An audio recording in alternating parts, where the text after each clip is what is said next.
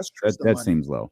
21 billion. That's Trysta money. Well, there's I hope that someday that's true. What's the number, Jesse? 9.3. 9.3 billion was the acquisition money. Wow. Speaking of, that's crazy. Did you watch WrestleMania this weekend?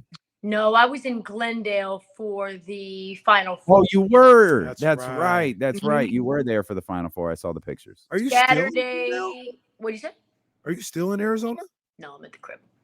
Oh, that's okay. Now, I knew you weren't in. She's just in a different wing, kind of Yeah. like your house. There's multiple wings to the house. We saw. I think we saw a recent De'Aaron Fox sighting. We did. Yes.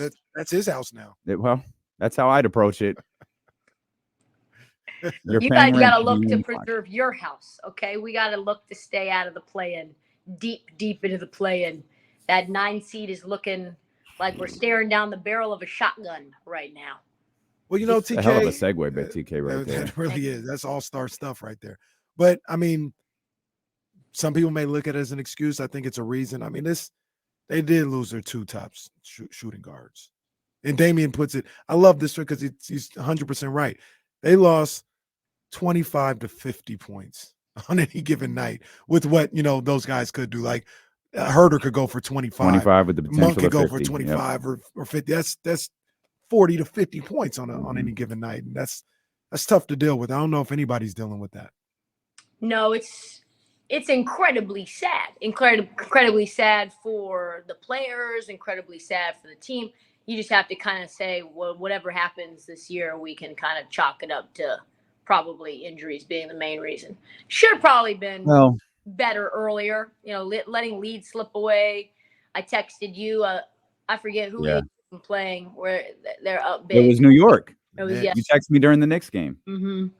And I'm like, golly, man. And we got these numbers for you. And we were texting about how it's been a problem all year long. The Kings have blown 3 20-point and lost the game. A 20-point lead 3 times. That's the most in the league.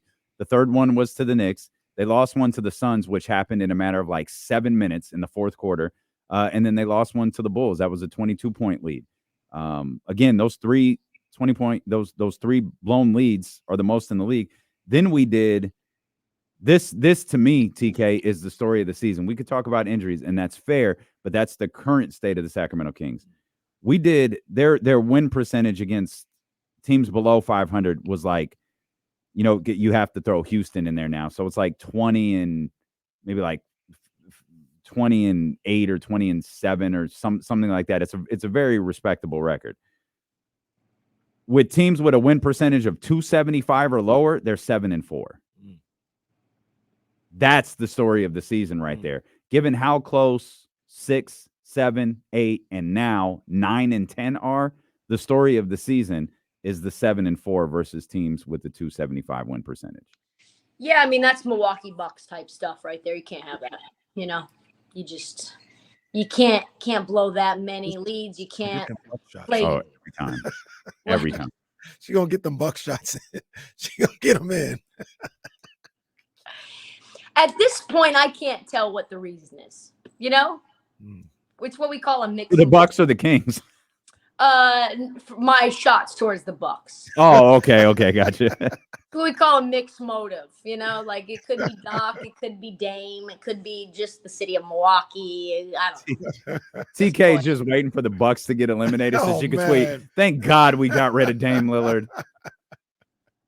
You know, that's a story for another day. But man, it's a story for another day. I'm not going there. I did watch. I went to the Suns-Pelicans game on Sunday. There's like 8 former Blazers on those teams. It was incredible. It was incredible. Watching Yusuf Nurkic get bodied by everyone. Larry Nance, former Blazer. Drew Eubanks, former Blazer. Jonas Valanciunas, not a former Blazer, but also pushing him around just the same.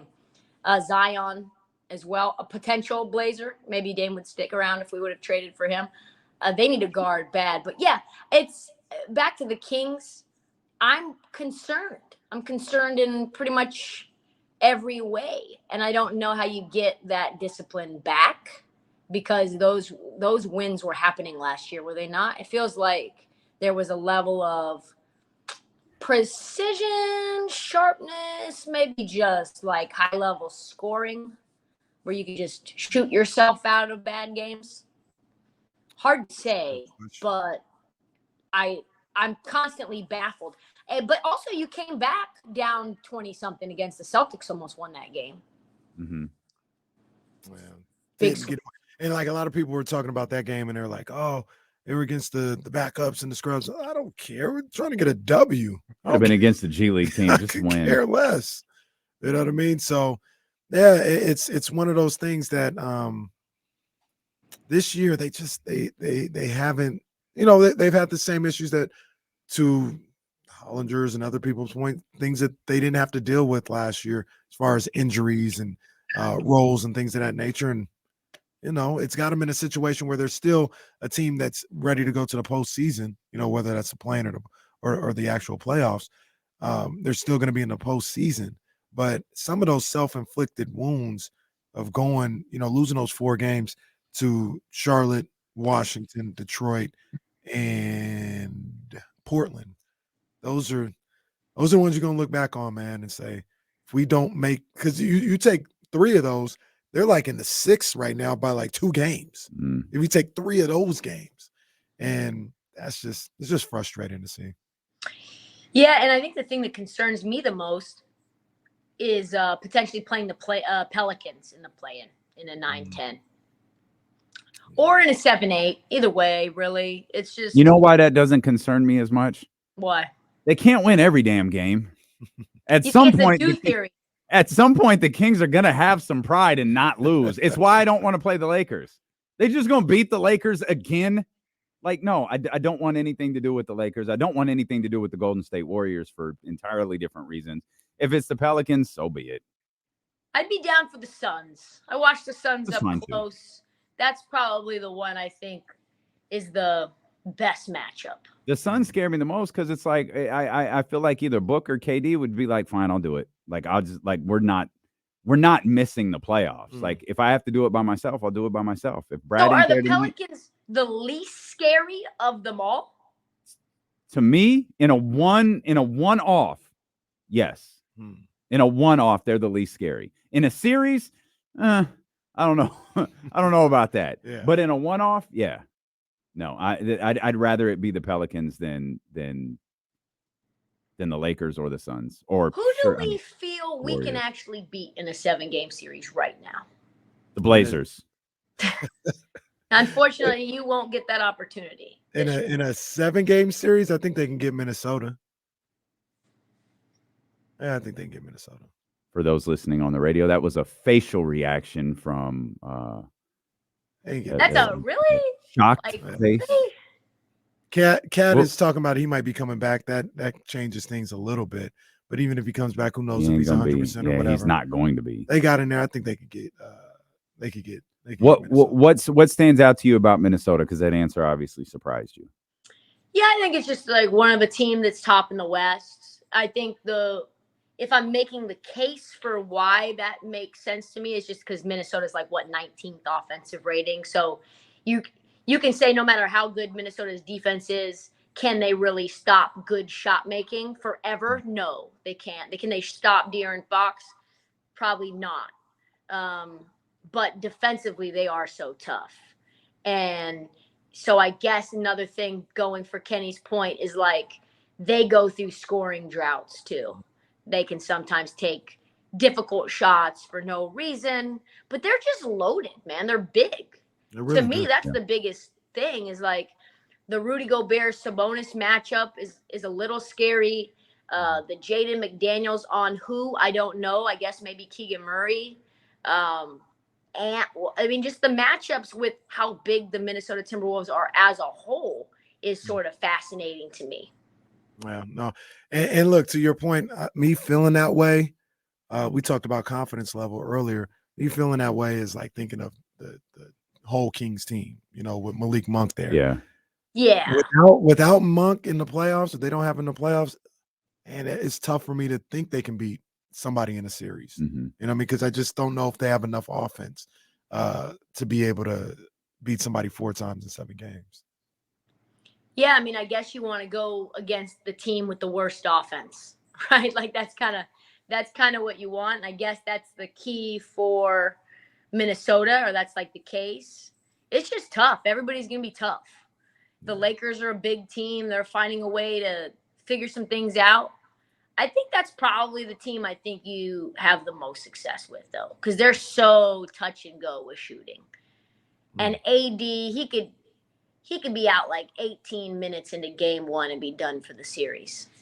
You know, we saw that against the Phoenix Suns. We saw That's that. not inconceivable. LeBron is obviously playing on a level that at his age is insane, but like you just never know, right? Their shooting is very sporadic. Sometimes He's not going to miss a playoff game, though. What'd you say? LeBron's not going to miss a playoff game. No, for sure not. But I'm saying if you were in a 7-game series with them, you're not going to be based on how the standings are. Mm-hmm. But in terms of like a team that I would feel the best about in a 7-game series against, it would probably be the Lakers. Do we feel the same about the Clippers that we did like 2 or 3 weeks ago? I don't. Kawhi's injury. Again, there's no scenario where that happens because they're pretty locked in at 4th. Yeah. Kawhi's injury is concerning. That team in general is all over the place in terms of like how much they lock in. I think any team that struggles with focus or shooting or decision making is a good thing with the Kings. So, for example, like decision making would be like the Timberwolves, right? I think you just laid out like 3 major Kings problems. Yeah, that's like the neutralizer, though. That's what I'm saying is like you got to go against those guys. Your weaknesses neutralize each other. Yes, exactly. That's what I'm saying. Like if you're talking about an incredibly disciplined, high probability shooting team that can shoot from deep, like, I don't know, surprisingly, the OKC Thunder are the best or one of the best 3-point shooting teams in the league right now. Even though they're small, they make incredibly good decisions. That I do not think is a recipe for success against the Kings or success for the Kings against them. To something Trysta said earlier that, just a little minor research, and all this other stuff. Last year, the Kings did lose to Charlotte, who was the 4th worst team in the game. Mm-hmm. They lost to San Antonio, who was the 2nd worst team in the league. They lost to Utah, they lost to Dallas, lost to Washington, lost to Indiana, all teams that didn't make the playoffs. So our thought of, were they bottom of the league teams? Like Indiana wasn't bottom of the league. Indiana wasn't bottom. I mean, they clearly weren't making the playoffs. Same with Washington or the play-in. Charlotte was, like I said, the 3rd or 4th worst team. San Antonio was tied for 2nd worst team in basketball. They lost to them at home. Utah. We're talking about the bottom 5 teams in the league this year. Yeah, I mean it's not the same. What I think about with all this though is, to be fair to everybody who said this throughout the offseason and everything else like that, it was a different year last year, right? Like the records aren't going to be that much different from the Kings this year and last year, even with these losses and all this other stuff. It's just that the league is a little better this year. The conference is a little better this year, and you weren't able to get away with that this year. Yeah. I mean, the OKC Thunder are maybe going to be the 1 seed, and they were a play-in team.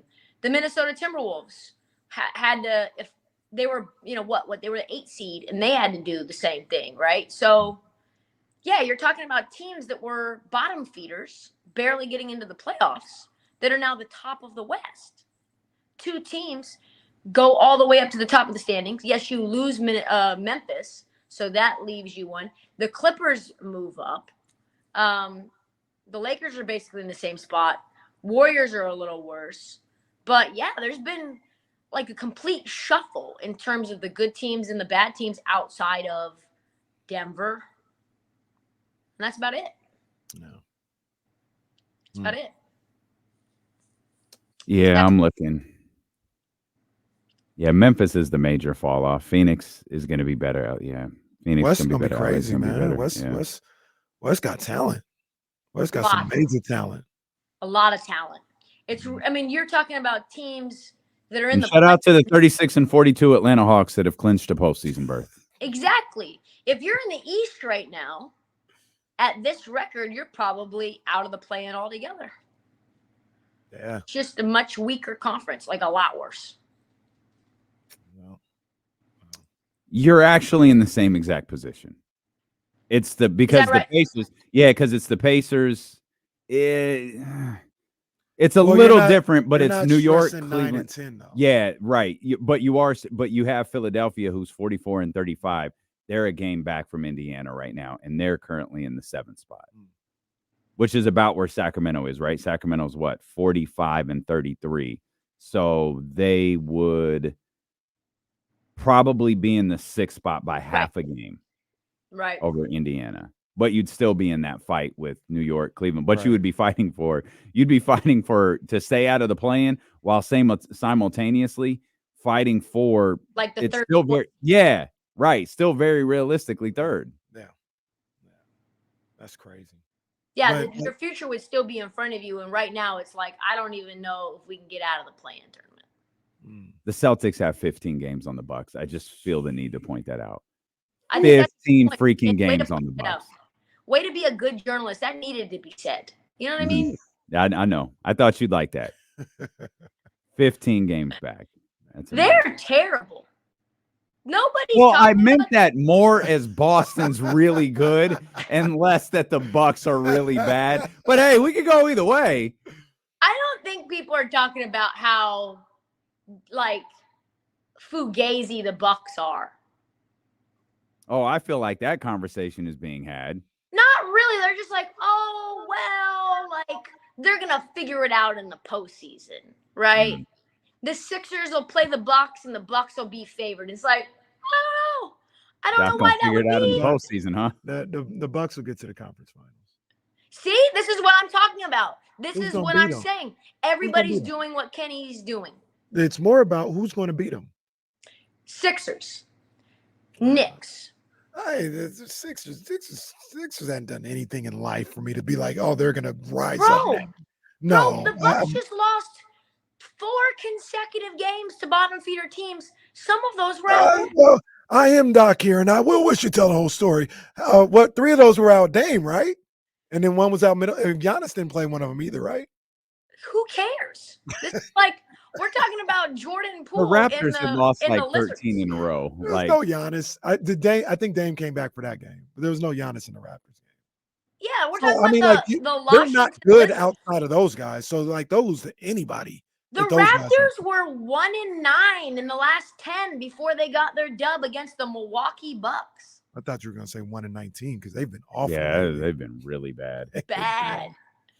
But I mean, but They've who's going to lost beat them? 6 With of their Cleveland, last 7. who just had a horrendous West Coast road trip. The Knicks without Julius Randle and OG. I think the Knicks are getting a little bit dismissed without Julius Randle. I think as long as OG Anunoby is healthy, pain-free, and effective, he is going to make life hell for others. What was That the ain't gonna last happen. year? That ain't gonna happen. He ain't healthy. He's not gonna be healthy, and he's not gonna be pain free.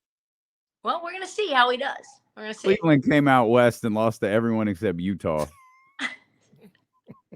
They lost to Denver, Phoenix, LA. Oh man, but they beat Utah. Salute. Milwaukee making the conference. See, this is what I'm talking about. Yeah. I am exactly talking about the fact that everybody is discounting these losses and just penciling them in. They can lose to Miami right away, first round. We'll see. I don't see it happening. When those two are playing, if Dame and Giannis are there, that's good enough in that conference to get to the Eastern Conference Finals. We will see about that. Will it be funny if Philadelphia doesn't make the playoffs? Yes. Yeah. Okay. Or- I think so too, because Yeah. that Buddy's streak would continue. Buddy Hield will still never have made the playoffs if Philadelphia loses. And he thought he was in on there. Teams that were playoff teams too, right? Like he was in New Orleans, and then like they were making the playoffs, but not with him, right? Well, like, Indiana's going to make. maybe. They should make the playoffs. They might make. If Philly's in the play-in, that probably means Indiana's in the Right. playoffs. Right. So, yeah, poor Buddy. No. Yep. Poor buddy. Before we leave here, I know we talk a lot of NBA, but We Trysta got seemed time. really, really excited about UConn going back to back. Listen, By the way, can we say this real quick, because we haven't the men, and Kenny and I were talking about this last night. 14.6 million. Yeah, That's how many people watch. So the backstory to that, Trysta, is like we talked about like the lack of a buzz for the men's championship game. Like people weren't really excited, and I was kind of upset because it was like it used to always be one of the greatest days of the year, of the sports year, is the men's national championship game, the Final Four. And you're like, man, it's not the same. And then I look in the stands, and there's like 70,000 people watching. And we're like, they're probably going to do like, there was 74,000 people in there. Yeah. So they're still huge. Not falling off 15 million watching. I'm going to just say this now. There might not be a coach in history that I've loved and like become as enamored with as fast as I have Dan Hurley. I love everything about him. He is an absolute lunatic. I like that. Did you see him push Cam Spencer? 3 minutes left in the game. Cam Spencer's just dribbling the ball. He literally walks onto the court and pushes him to start the set, and then yells at the ref for calling a technical. I'm sorry. You can't do that, Dan. The thing that I like about him, that I think as I've gotten closer to situations in like the high school grassroots sort of backstory, right? You've got competing circles. You've got people with agendas. You've got NIL money. The parents, what's that circle look like? Maybe there's family members that are coming out of nowhere. You've got agencies with their own agenda. You've got agencies paying parents to spy on who comes around their son to make sure that they can keep their little fiefdom. Kids are starting to freak out, not knowing who to trust, right? And Dan puts out, there's an interview with him that just kind of got recirculated where he's talking about how he recruits and how important it is to find out about a kid's circle. And he's like, because if the parents or the friends or whoever is in that kid's ear, in that young man's ear, and can persuade them to go into a negative space when they're not getting the ball, when they're not getting playing time, when they're losing games, and I let one of those type of kids into my program, no matter how athletically gifted they are, no matter how special they are, they will kill a program. Just one will kill a program. Mm-hmm. And I was like, oh my God. That's applicable to everything, by the way. Corporate culture, your teams, your shows, whatever. And you talk about what he's been able to achieve and build in a place where, like, there's a bunch of 5 stars at Kentucky and 5 stars at Duke, and they just play in a way that I find to be just grinds you down, right? Like they don't make mistakes. They play up against Purdue and Zach Edey, and they had the perfect game plan. Let Edey go off. Don't let these 3-point shooters get into rhythm. Don't let them start feeling themselves. They had the least amount of 3-point attempts that they've had all year long, and that was his entire strategy. These guys on the perimeter, they have to have less than 20 points.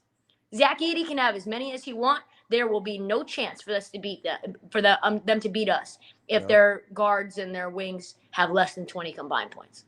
Yeah. What an absolute, and he's just so messy with it too, which I love. He's like, what can I say? We won by a lot again. I said this earlier, Trysta. I said and you laid it out really beautifully right there. He has figured out how to be a college coach. And hold on. Ignore limit. Hold on. No. I'm here. Oh. I'm here. Hold on. The Undertaker. It's the Undertaker. Bang. Hold on. Hold on. There we go. Ignore the limit. Ignore the limit. I think we got her. Safari limit. I had talked about Dan Hurley has figured out how to be a college coach in this day and age better than anybody else right now. He understands how to recruit, who to recruit, like you just laid out, how to deal with the transfer portal and all this other stuff, and how to get guys that can play best together for maybe a couple of years on the college level. He's ahead of everybody else. Somebody else going to have to get their weight up because he's got it all figured out. Also, the way that you, I guess, identify how good and deep this team really is, outside of the fact that they only needed to play like a 7-man rotation in the national championship game. Look at what their recruiting class looks like. They only have 2 commits, 2. Mm-hmm. And you think to yourself, like, that's odd. You got Kentucky with like 6 5-star guys. You got Duke with a bunch of guys. Why? Then you look at their roster. They have a guy that's 7 foot from, I think, Scottsdale, Arizona. This kid doesn't even have a photo, but I can promise you he's going to become stepping into the role of Sonogo and Klingon. And you got Sampson, who's going to be back, who played great minutes last night. You have a bunch of 6'7", 6'8" wings. You got 2 kids that are coming in. And I asked about it. I'm like, hey, do you know this kid, Noel? And they're like, yeah, the kid, Noel, has like great parents, great like circle. That's the first thing that people say when I'm like looking into him. You get 1 freshman, 1 and done. I think there's only been 2 1 and dones in the history of UConn. Steph Castle special, but he comes in and he's like the most unselfish player on the team as a 5-star. And you get like 1 perfect transfer portal guy in Cam Spencer, who said that he transferred to UConn because of how honest Dan Hurley was about, like, listen, I'm going to point out your flaws and we're going to get better at them together, which is so antithetical to the way that most kids want to be coached. They want to be told everything that they're good at. It's just and the thing that's crazy to me, which is why, like, on April, whatever date we're at, 9th, are we on 9th? April 9th, April 8th? Yep. April 9th, I am here to say, with my full chest out, I don't care what, like, Jonathan Givony or what, like John Rothstein is saying in terms of, like, top 10 teams for next year. Like, UConn's still the top of the top to me, and I think that the repeat is absolutely in place. And if you're sleeping on UConn after they lost 3 pros, literally 3 guys from their starting 5 became pros, and they didn't miss a step, and they were even more dominant this year, you are completely missing the whole picture here. You're sleeping. I'm with you. Trysta Krick, Heat Check Podcast, Bet MGM tonight. Always great to talk with